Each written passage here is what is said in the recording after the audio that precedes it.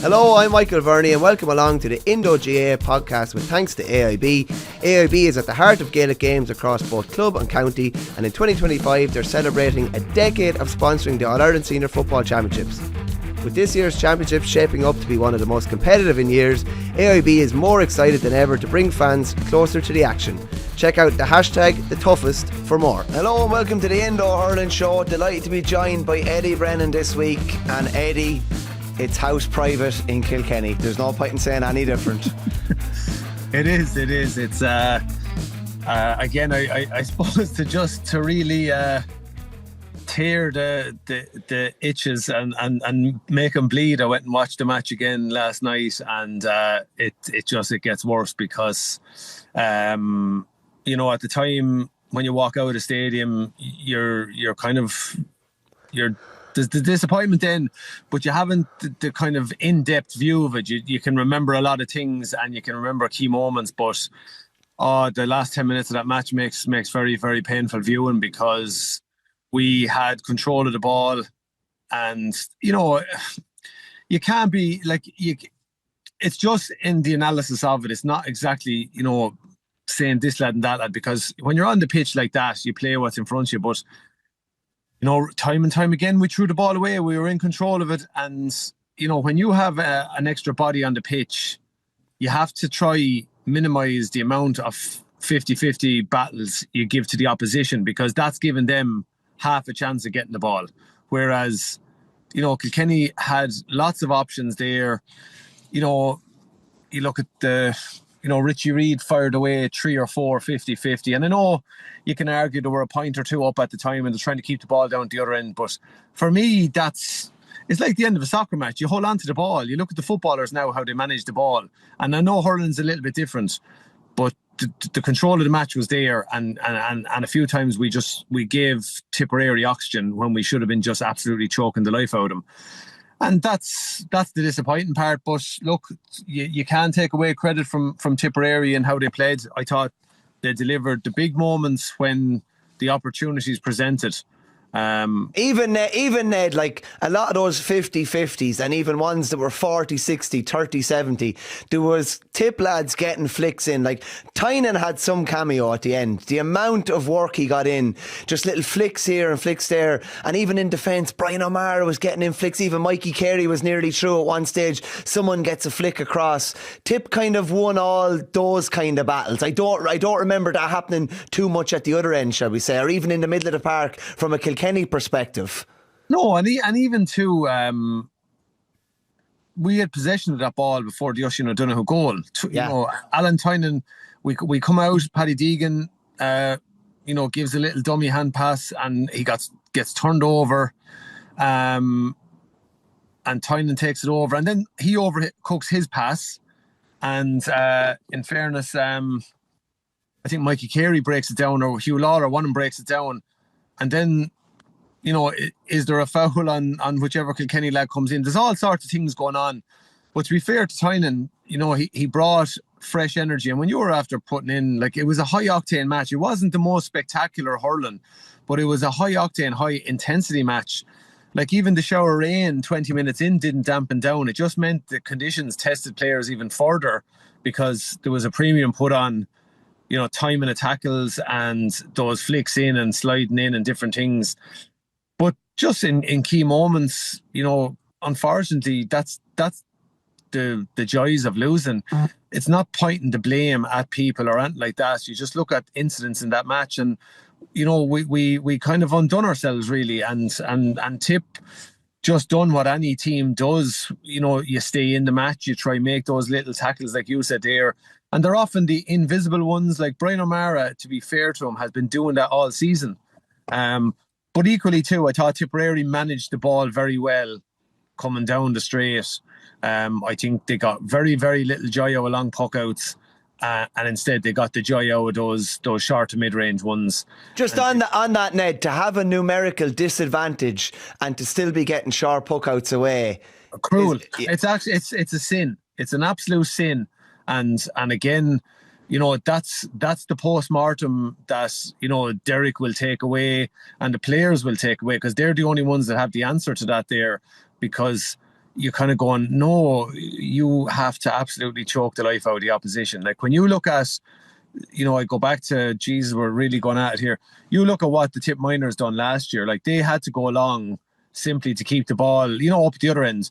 But the 4 guys worked very hard on the overloads and the fight when that ball got to ground. So they're the little scenarios that you have to think about, when you're coming into the match.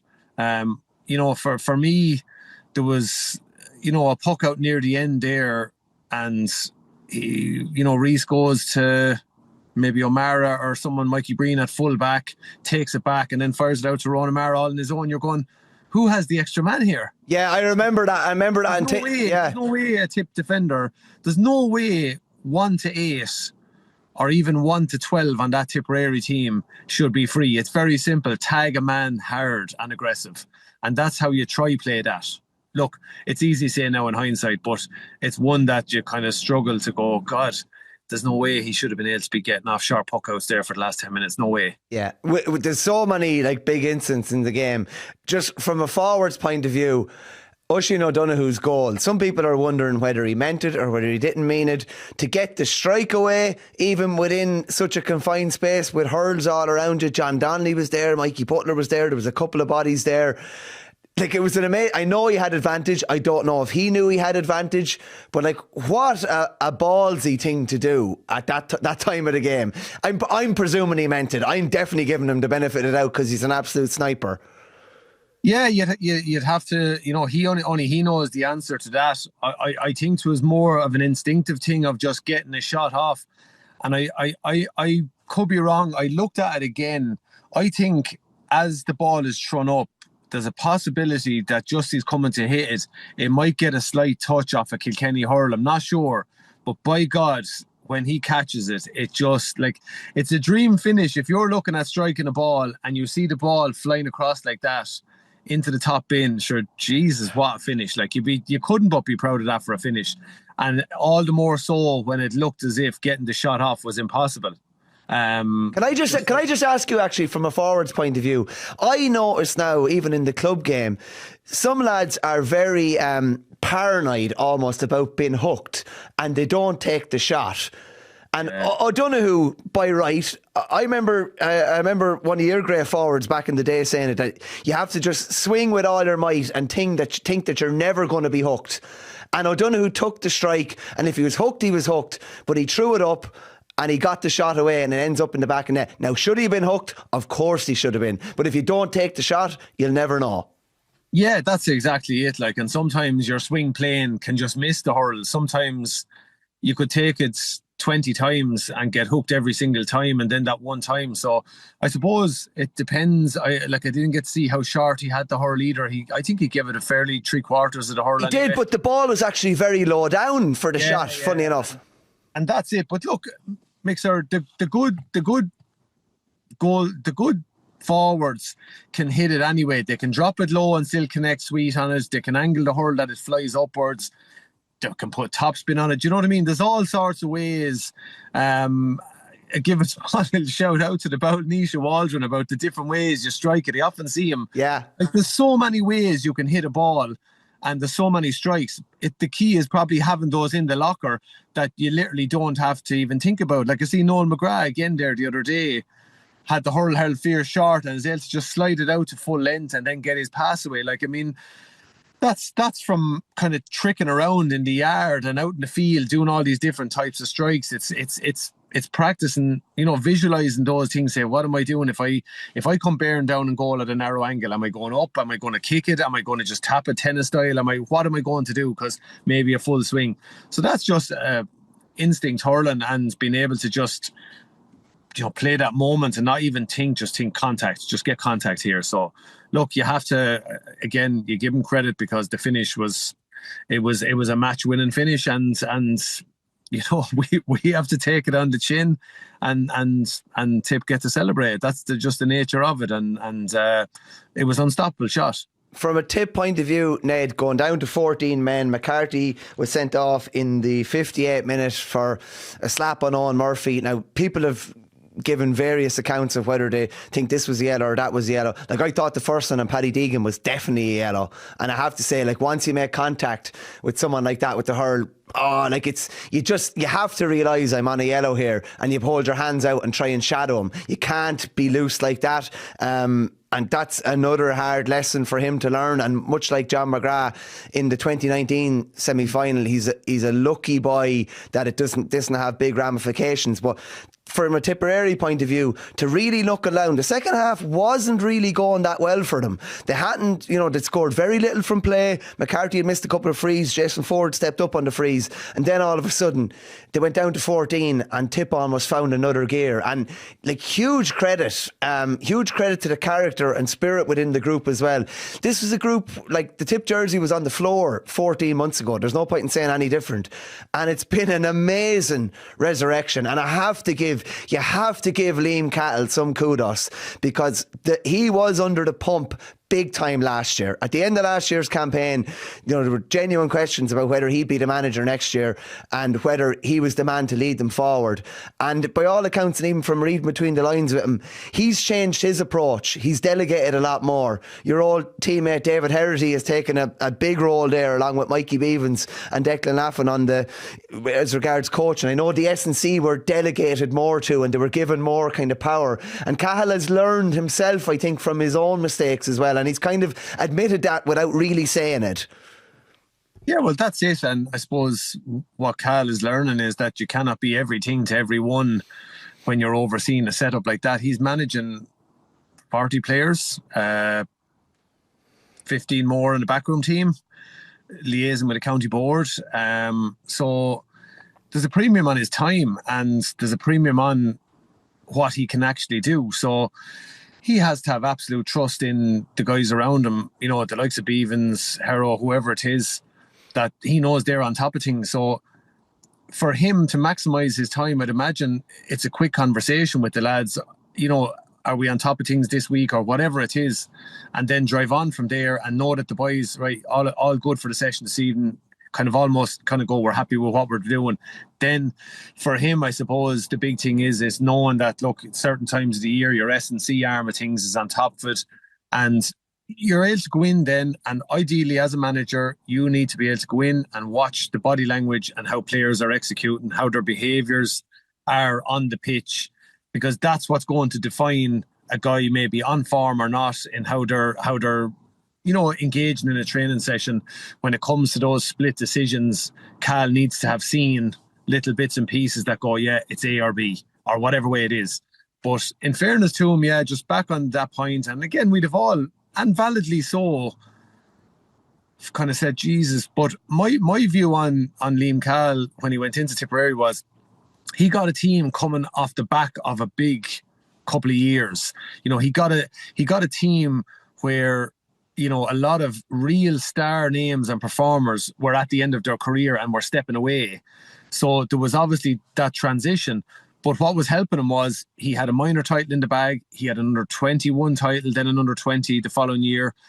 He had those players. So as regards knowledge of players, he had it. It was just a case of then time and patience, and maybe just setting about certain things.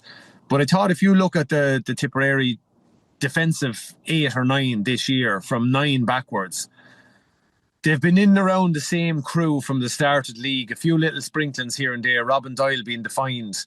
And then after that, it was just structural. And then the flexibility, he knows what Ronan Maher is capable of. He knows also Ronan Maher's limitations, in that he doesn't need Ronan Maher being ran all over the park. So therefore, let's place him at full back. Let's think strategically about where we can get the most out of him. Connolly then has, 5-6 points yesterday from play, or Sunday. Yeah, he got 3 in the first half. He was kind of let rove around, like, it was crazy stuff, really. And like, if you look at even too, like, the ability there, like, he got a point in the first half where I think himself and Omar or Breen, one of them, 1-2s from the cornerback position. He did 2 1-2s. Yeah, he did it 1-2 with Doyle, I think, and a 1-2 with Morgan. So, like, you look at having different armoury in your arsenal, and there you are, like, to be able to do that, that's brilliant, because that's endorsement for the lads to play what's happening in front of them, give and go. And again, you contrast that. Kilkenny done a few time, Donohoos had a couple of instances like that in the second half for Cian Kenny's point. But ultimately, now that was the ideal way to approach it. Whereas you almost, like I said there, it's like the boys bringing the ball into the corner and letting the opposition come tackle you. Like you look at, there was a ball there near the end and Noel McGrath, where did he put it? He put it down to 14 right on the sideline. No, he didn't try have a punt for a point. So that's game management, and like that comes from, night after night practicing it, and in the cauldron, it's very difficult to execute that. So when it is, then it's a real endorsement for your coaches. But yeah, look, I think you'd have to say Liam Cahill has stuck through it. This is a job that, is so important to Liam Cahill. And I remember a few years ago when he took on the minors, like he had an interview there, and it was a very firm interview, and kind of telling mammies and daddies what he expected from them. Like it was about resilience, and it was about toughness, mental toughness, and keep coming back and keep coming back. And there's the word that probably has best describes Liam Cahill's tenure so far.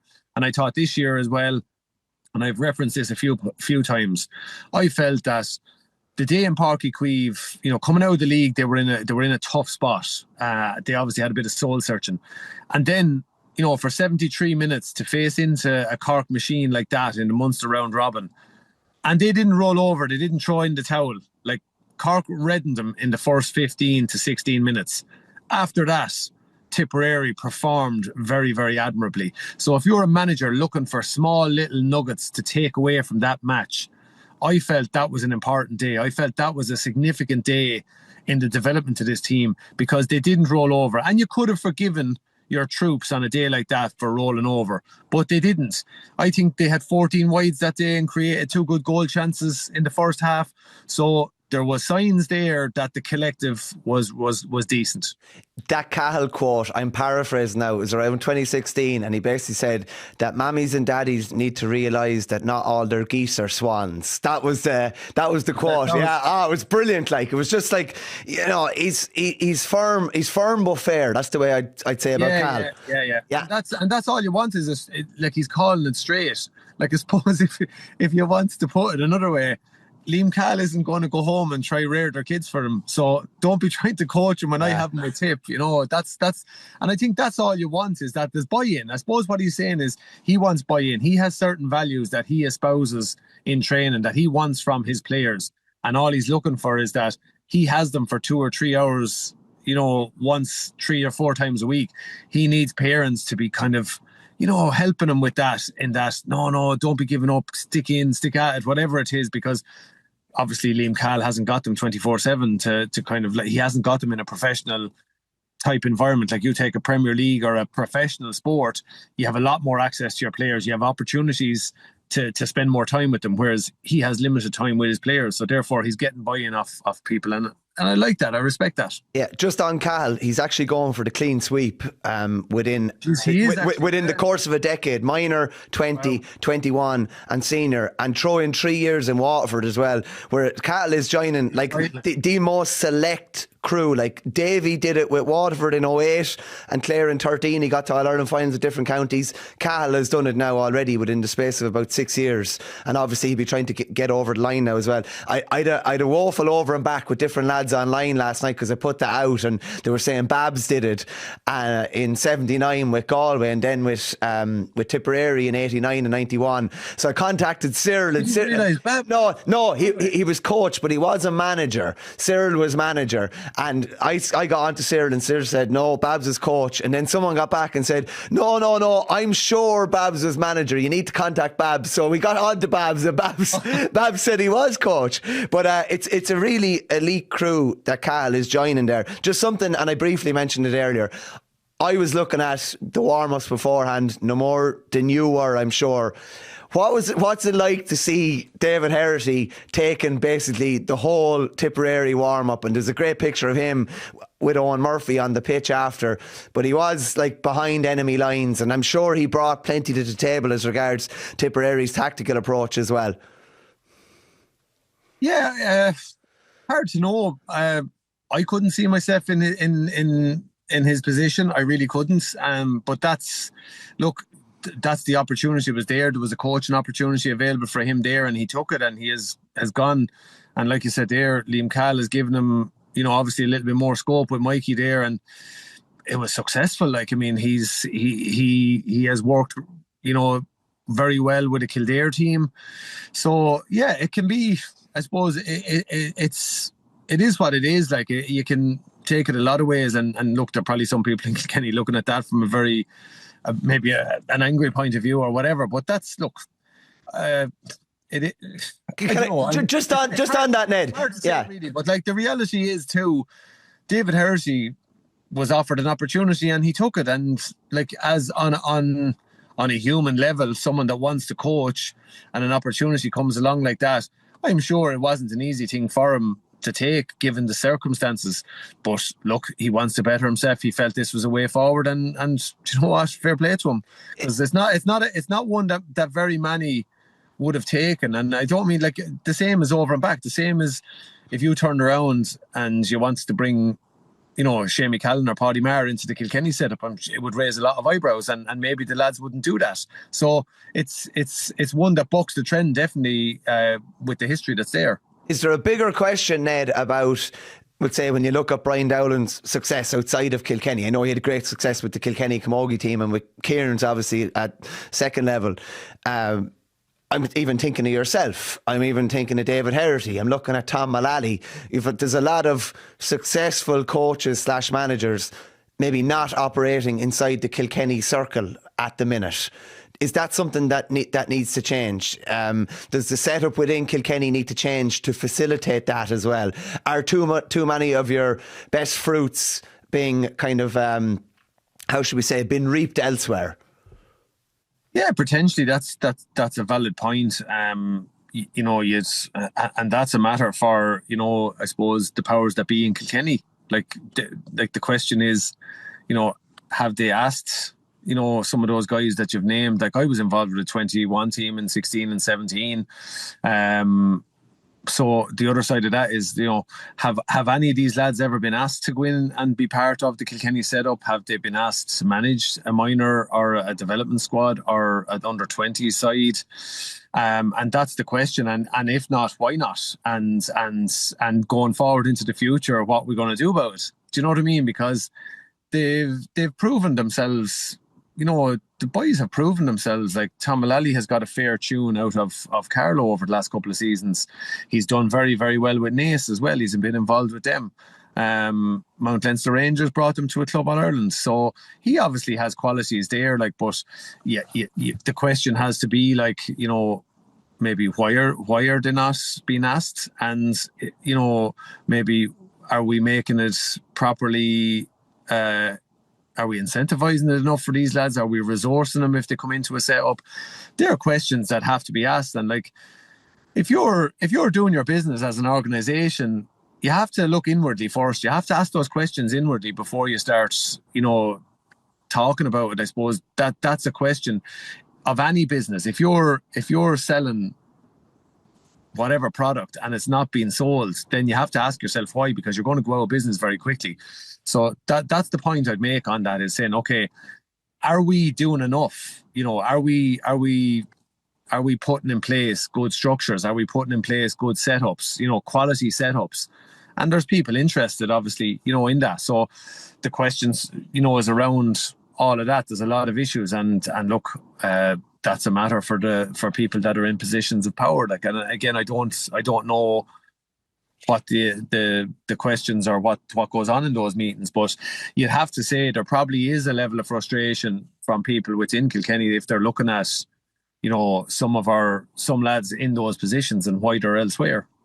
Ned, we've gotten about 25 minutes in without talking about Scoregate, as it has been called. Can I just ask you, from a player's point of view, you played loads of games in Croke Park. I presume you just trust what you see on the scoreboard, and that's what, like, would you have looked at the scoreboard much during a game? And is that what you, like, you trust that and trust that to be correct, and you base your play on what you see on the scoreboard, I assume?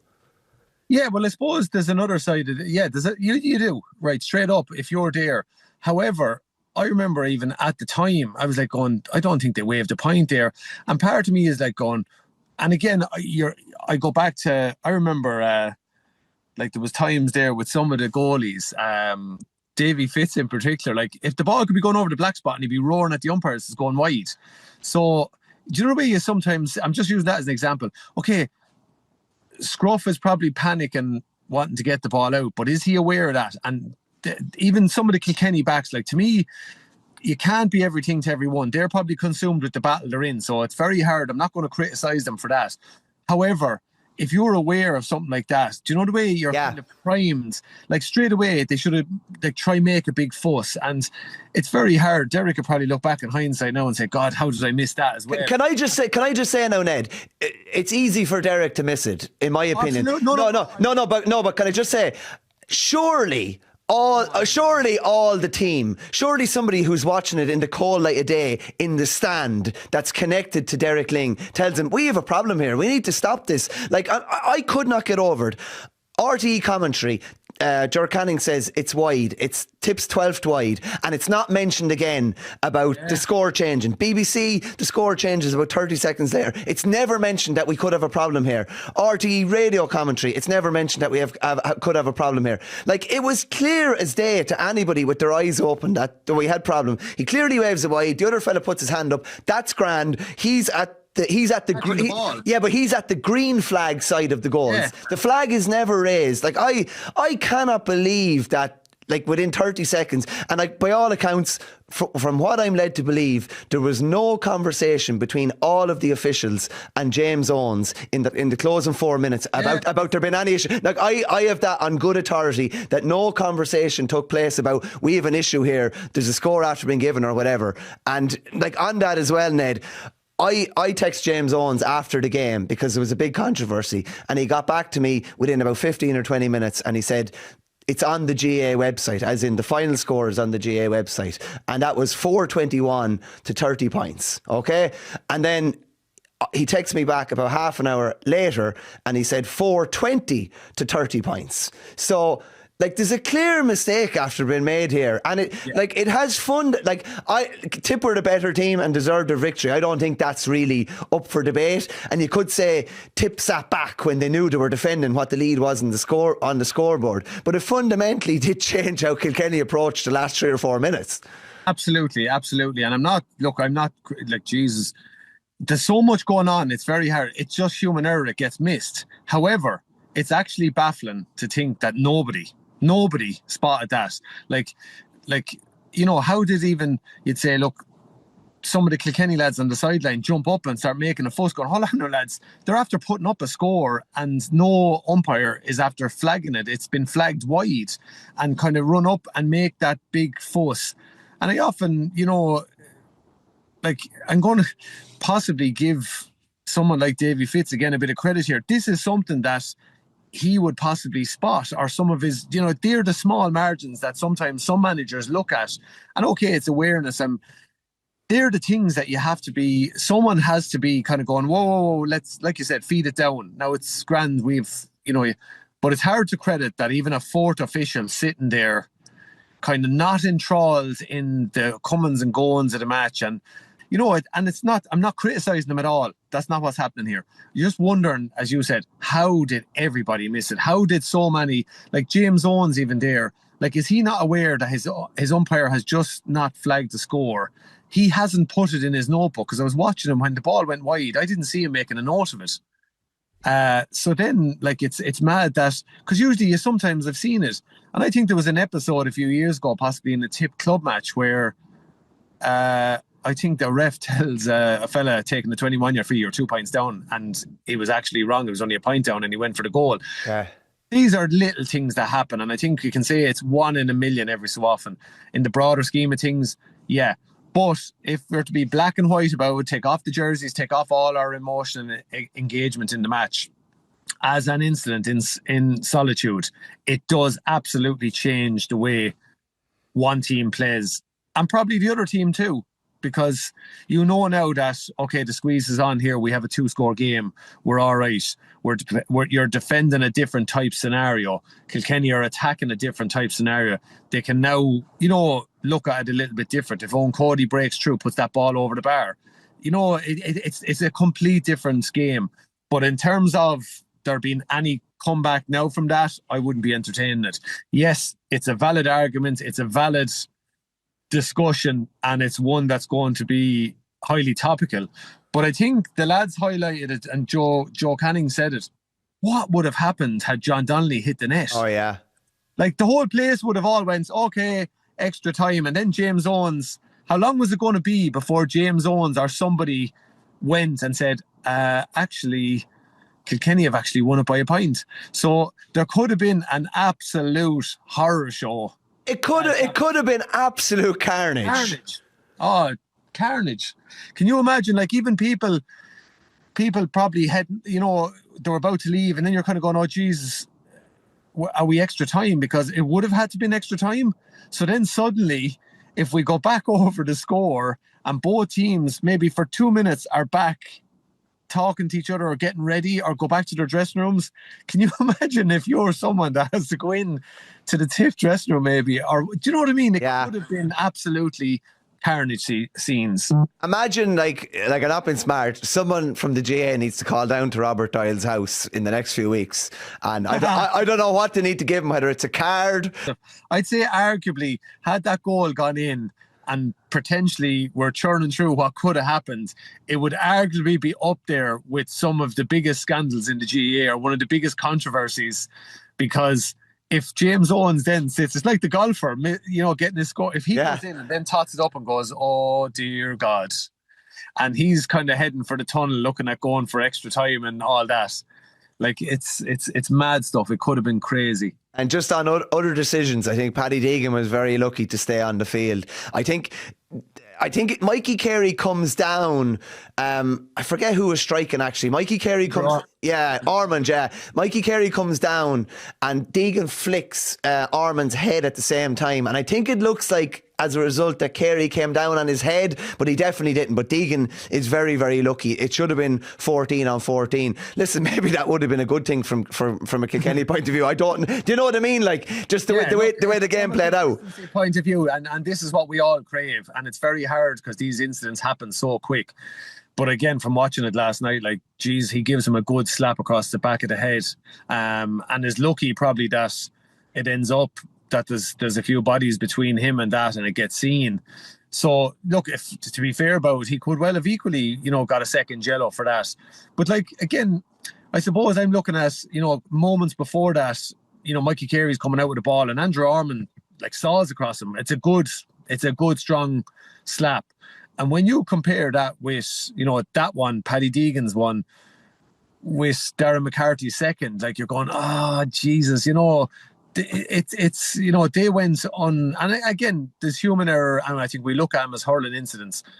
But I suppose if you're to be from the human level of things, you know, for Dara to be sent from the pitch for that, you know, you're kind of going, Jesus, it's soft enough. And I know we've discussed this thing high up and low down about consistency, and they can look at it from the other side and say, Darren McCarthy, you know, has to learn very quickly, like, and you look at it afterwards, like, he knows what he's doing when he slips down across Owen Murphy, and it's minimal. But like I said, you can't give a ref decision. Like, I think you have to, you can turn around and say what you like, but if I'm being absolutely utterly honest, I know I can't do that. And the most fortunate thing is, here's a young guy, he's talented, he's a key guy for Tipperary. But like, what happens if he gets booked after 15 minutes of the All-Ireland final? Yeah. Like, Liam Cahill now, and again, I'm talking shite to a certain degree, but that's what happens when, you know, you get to a point in a match where someone gets booked. You have to, you know, then can he commit as hard as he can to everything? And that's all over the pitch. But you know, they're hard ones, and that's all it is. But like, equally, it could have been, to be fair about it could have been like, had that been seen, you know, Paddy Degan may well have got a second yellow. Just 2 points I want to make before we put a bow on this game. I can believe it, but I can't believe it. The fact that the GAA issued a statement it was about 7:15 Sunday evening, right? And they only issued a statement nearly under duress, because we were all going mad about this because it's a scoreboard malfunction. There's been a problem. You need to raise it. And it's almost like it was trying to be brushed under the carpet. We're here on Tuesday morning. It's nearly 11 o'clock. And there has not been a dicky bird in the 36 hours since. I assume that Tipperary have been told, no, there's nothing happening here, lads, because they're having their press day today. So I assume when that email dropped yesterday, I said, okay, that's grand. It's obviously behind closed doors. They know there's no problem. But how in God's name has this not reached a public forum to say the GAA have investigated this? They said they were completing an investigation. Is the investigation complete? Is this our it is our All Ireland final pairing? But just be transparent about it and put something out there and don't leave it just hanging in the ether like. Well, there's absolutely no reason that it should have took, and we still haven't had closure kind of to say, right, this is what happened. It was a human error. Move on. It's very unfortunate. Blah, blah, blah. Do the old government one there. There'll be learnings out of this and tear on, and sure, all is good there. Bury up the mess. But like, surely they could have just turned around and sat down with James Owens. I'm sure they were getting, whatever they clean up and they get ready to go home and just say, look, lads, I need you to hold on here for maybe 40 minutes, half an hour, and pull together. Sit down with them and say, right, let's bring a little bit of closure to this. Yeah, okay, so here's our statements. Yeah, James Owens has confirmed that this is the score. This is what he kept, which is as per notebook. However, this appeared and it was unfortunate. It was an error, and yes, and that's it, and drive on or whatever, and bring closure to it. Because to be fair, I cannot, and I would not have seen Kilkenny making any fuss about this. Yeah, there's a lot of people pissed off. Equally, to be fair, if any other team is on the other side of this, if the shoe is on the other foot, you have to be fair and say it's the same argument. Yeah. So you can understand that frustration. However, I think, the top table has to lead strongly on this, and that's where I couldn't see why, at least last night, or at least dinner time yesterday, there wasn't a quick press release and put it to bed and let that the drive on and let the teams get ready for the All Ireland final. That there's no possibility or there's no question whatsoever of anything other happening than moving on. Yeah, and that's it. It's only a couple of years ago, but they haven't obviously learned anything from the whole Glenn Kilmacud thing. Like, there was no comment. That was just left to fester there, and it was like, oh, well, it's almost like, well, if Glenn appealed, then something will happen. I just can't get my head around that type of thing. But it's a real Irish or GAA thing, isn't it? Oh, let's just keep quiet and we won't move. We'll just move really slow, and hopefully everyone will forget. Yeah. Just deal with it, drive on, and whatever it is. And I think it will quickly evaporate. Now it's out there and it's rumbling on unnecessarily. Last couple of points in the game. I was surprised that Tipp went after Kilkenny with like long, high, direct ball early, and I was like, this isn't working. Like, why aren't you spraying ball? And they persisted, and the joy they got off it eventually, like, there was confusion under a high ball, 2 Kilkenny lads for one of the goals. Just the fact that they would even try and hammer the hammer, and that, like, you would have said, don't put high ball in on top of Hugh Lawler. No, they were happy enough to launch ball in, and they got some fruits from it as well. That was one thing I was definitely surprised with. The other one was, and it's such a very, very simple thing, but Jake Morris was not in the game in the first 20 minutes. He was out of the game, and he was been kind of wrapped up by Paddy Degan. He gets Jason Ford mishit a line ball. It ended up in Morris's hand and went over the bar. All of a sudden, Morris switches wings, and he's like a man reborn, and he has space. And I just couldn't understand why Degan didn't follow. And I know Degan is predominantly left-sided, so the left wing suits him better because he's striking away from the play, rather than if he's playing on the right, he's going inward to strike a lot of the time. But I was just amazed that he didn't follow, because Morris came into the game big time as a result of that switch. Yeah, well, look, quality players find ways to be really quiet.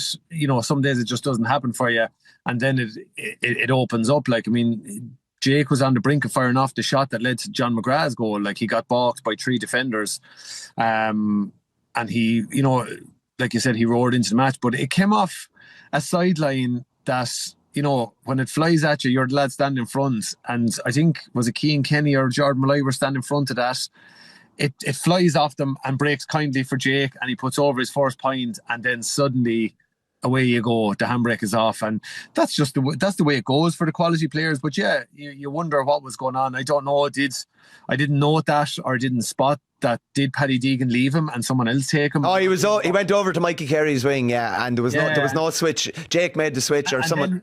And then he broke onto a ball lovely and created a goal chance that Murph had to save. Like, again, another piece of like what you admire in finishers, and I'm a big fan of Jake Morris. I think he's having a flyer of a season, but around the goal he's lethal. Like, and you look at, he held that strike almost half a second late to see if Murph would commit, and Murph was almost gone, and he decides to slide it down the inside post, and Murph gets across and just touches it over the crossbar, which is an incredible save given that he's hitting that ball off a nice slick wet surface.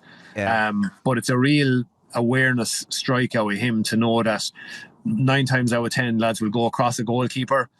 He decides to go down the inside to the narrow target, and it almost got through. But these are little moments. You'd say, John McGrath wasn't exactly in that match winning a load of possession, but he still maximised what he did get. He got a great points, and that's what you want from your forwards when they're being starved of possession and they get ones, they make it count. And to me, that was the difference in the match, because Kilkenny made all the running for the first 15, 20 minutes, really lorded that match. And then first ball comes in, goal. Like, Tipperary landed some big punches, arguably against the run of play in that first half. And then they opened up a little bit coming to half time. They worked their way into the match.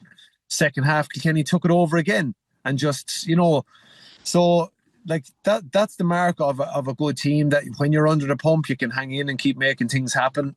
Yeah. Wait for your opportunities.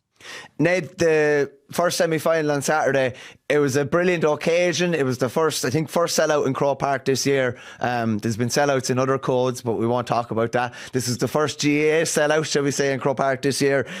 And in fairness, Cork produced a performance that was fitting of the occasion. Like, this was sensational stuff. I was on player ratings duty for the Sunday Independent, and you're going out through the Cork team and you're thinking, like, I think Shane Barrett was the only one I gave less than 7 to. Like, there were so many huge performances. Like, Brian Hayes had an unbelievable first half. Alan Conley had an unbelievable first half. They were probably a bit quieter thereafter. Tim O'Mahony had an unbelievable game. Sean O'Donoghue, for a corner back to have such an influence on the game. Like, this was champagne stuff from Cork, in fairness.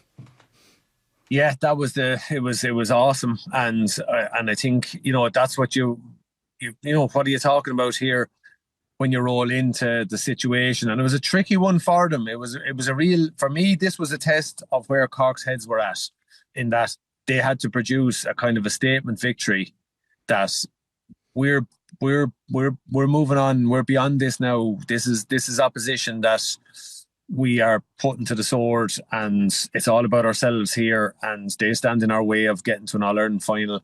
And they made it very clear from get-go they were going for the big one. They were going for the juggler early. They've done that a few times. You take Tipp in the round robin. They had 3 goals in the net after 12 minutes, 13 minutes. They've done that to a couple of teams. In matches where they zoom away from you like that. But look, you have to appreciate what they have. They ask so many questions of a defence, and that's one aspect. I can't wait for the All-Ireland to see what plan Tipp come up with to deal with this, because there's a number of ways you can go. You go man for man, and I don't think Tipp kind of done that in the league final, or the championship obviously was different. But you either go all the way up hard and aggressive and say, right, let's make it a war zone above and not give Cork the platform, allowing Decky Dalton and these lads, Coleman, Downey, Fitzgibbon, to plant the feet and fireball into the boys inside like that. You try cut out at source, and that's going to be a difficult ask. Alternatively, do you withdraw and let Cork say, do you know what, let's make it a real ugly fest, and go back, and let's put 5 defenders around those 3 full forwards and see what happens, and bring it out and turn it into a real, I remember we seen a few years ago, Dublin done this to Limerick down in Nolan Park one day, where they brought massive numbers back. They withdrew to the 45 almost, and really turned it into a real ugly match. and then with 15 minutes to go, maybe try go for it or whatever. So it'll be interesting to see how Tipperary fare out, because Cork were awesome. And in that kind of form and in that kind of space, like, that full forward line is devastating. Like, even Hoggy there, geez, he's zinging nicely, because he's not the go-to man. He's not the sole focus. Like, Brian Hayes and Connolly have a serious understanding of each other's play, and the three of them, I just think it's a joy to watch. If you were to go behind the goal and watch how good they are at holding, and wait until the last minute, the dummy runs, the walks, the understanding that, well, I'm going to take out a defender here and open up a big gap of space for one of my other buddies. They're not consumed with who gets the scores. And to me, if you look at how they play, there's massive learning for any full forward line. You look at how well they do that. And the point being, okay, hypothetical scenario, will there be a Cork forward close to the goal at all times, so that in a scenario where, Rhys Shelley brings down that ball, he can't do that if there's two lads close by? Do you know what I mean? So these are the conundrums and the different scenarios that you can expect. But I just can't wait to see what kind of plan Tipp are going to come up with to hold this, and how they're going to target this Cork team. Because if Cork get ball like that, and if they open you up like that, and they play the match on their terms like that, they have, they're going to be very, very hard to stop. So that's the challenge that's in front of the Tipp management and team. Were Dublin very naive, Eddie? Like, they tried to play straight up, and Neil O'Callaghan's comments after were very, very interesting. He said we could play that zonal kind of, a zonal setup on the Cork defence, not concede 7 goals, but definitely be beaten, or we could push up on them and go for it. Playing zonal, we wouldn't be beaten by 20 points, but I guarantee you we'd still be beaten. And just funnily enough, like, I don't think it's ever happened that a manager has been beaten by 20 points and he came away with so much credit from the post-match interview just for being straight up about it. It was kind of a funny one, like. Yeah, well, look, I mean, he knew they were going to be under pressure. The Cork were a quality team. And yes, when that ball hits the crossbar, does that bring it back to 3 or 4 points? I think 5, I think, yeah, 5. So again, they were right in it. But I just felt there was one thing I noticed in the match. I felt that at times around the middle, the Cork wing forwards and midfielders and half back line, like, they done some of the very basics so well, in that they didn't overcommit to any tackle. They waited and waited for some of the Dublin lads to show the ball, and then there was an exhibition of hooking and blocking, none more so than Oshin Donahoos. Exceptional. And it's like as if they waited for Dublin, like they trusted their skill set and said, look, we'll turn them over and then we'll have our platform. But equally, on high puckouts, they just broke it down, and Dalton was there mopping it up. Dermot Leahy was there. Barrett probably quieter. He has the licence then to probably get in and out. He was quieter though, Eddie, because Dublin went after him to the detriment of probably everybody else. Like, McHugh went out centre back on him and was doing well on him before he went off injured. Then Brian Hayes, who's one of their best attacking players, dropped back almost centre back on Barrett, and he did. In fairness, he totally took Barrett out of the game. But other lads kind of bore the fruits of that. And yes, well and all, as all the Cork lads played, like Keane O'Sullivan, Bags 2-5, 2-6, done well. What baffled me a little bit was they didn't use Hedgehoe at all on the edge of the square. And I thought, every so often throw in a few on top of them. But to be fair, I suppose for Neil O'Callaghan, you're going with a plan, choose your poison in a way, wasn't it? It was like, there was risk and reward for everything, but everything kind of, there was a double-edged sword to everything. If we do this, and he would have gone through all that with his management team, building their plan, we'll do this is what happens, this is the risk. And then they went with it. And look, it was brave what they done. If he's looking at it from the point of view of, there's a number of things. There's development of the team. There's going for it and saying, right, let's find out what we're about here. And if we are to fail, well, I'd rather we fail this way. And I get that. You say, well, let's find out about ourselves. Let's go after it and see what we can learn going into the future. I mean, it is year 1 for him on a Dublin team, and they're rolling into an All-Ireland final, having taken out, the big green monster. So they had their credit in the bag. I would say, I don't mean to be condescending, it was a free one for them. They could go and see what they were made of. And Chris Cummey was a loss, but he wasn't going to be that much, he wasn't going to change it that much, potentially. But when you look at Ned about all the things that could go wrong, Crummie's missing. Fair enough, they got over that the first day. But Andy Dunphy picks up a yellow after 9 minutes, and he's gone after 14 because he's marking Patrick Organ. Now, I thought it was a harsh yellow, I have to say. Conor McHugh goes off after 20 minutes, one of their best defenders in their man marker. So all of a sudden you're gone really deep into your squad. Donal Burke comes on at half time. You've 3 lads in before the second half starts. Do you know what I mean? Like, a lot of things that could have went wrong did go wrong. They concede 4 in the first half as well. Yeah, that's it. And I think ultimately the 4th goal was the one. They to be fair to them, they had suffered a big blow at the start of the match and they recovered well. They were getting going. Ultimately, I think they need that one. They needed that crossbar one to fly into the net. Get to half time, reassess, let's reevaluate, readjust. But that 4th goal for me was the one. And like some of the touches there, like Horgan's touch, like I can't overstate, like no more than Jason Ford's presence for his little scoop one. Like that's years and years of practice. That's, you're so selfless with a touch like that and so aware of what's around you to see that that's the play, as opposed to me maybe getting that ball, do the huggy, jinx left, go right and slap the ball over the bar.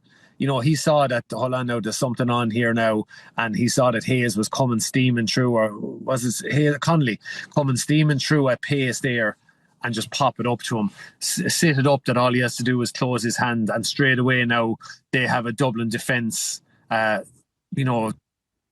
backtracking hard, coming to the 14 or the 21. There's a goal chance on here, and we're going to drive a big stake into the heart of this Dublin team before half time. Final question, Ned. All-Ireland final obviously on Sunday week. What's it like to be in that position as a player? It's the most envious position. Like, every other county player wants to be in that position. What's it like even 2 weeks out, even preparing for a final, etc.? Actually, look, it's everything you dream of. It's what you want. You're now kind of going, you're rolling in going, well, the whole year now is so worth it. This is where we wanted to be. This is where we aim to be. This was our goal. And here we are now. And then it's just finding the sweet spot between being nicely focused and also at ease with the whole thing, because there's bound to be hype. That's part of the occasion, and you learn to manage that. You just cannot get lost in it is the only thing. So the fact that Tipperary guys got a spin out in Croke Park on Sunday, their first day out, and they performed very, very well, that will stand to them. But this is a different day. This is, it's completely different. Tipp have a few experienced campaigners in there that have experienced that. They will definitely, be the ones, holding the younger guys' hands coming through this and sharing that experience. But, they'll have no fear that there's a lot of these guys have played in underage finals. They've played in the big stadiums. But All-Ireland final day brings a little bit more. So I think that's where Cork hold a little bit of an advantage. But then equally, the other side, some days if it's your first All-Ireland you roll into it, maybe you're better off not even worrying about things like that.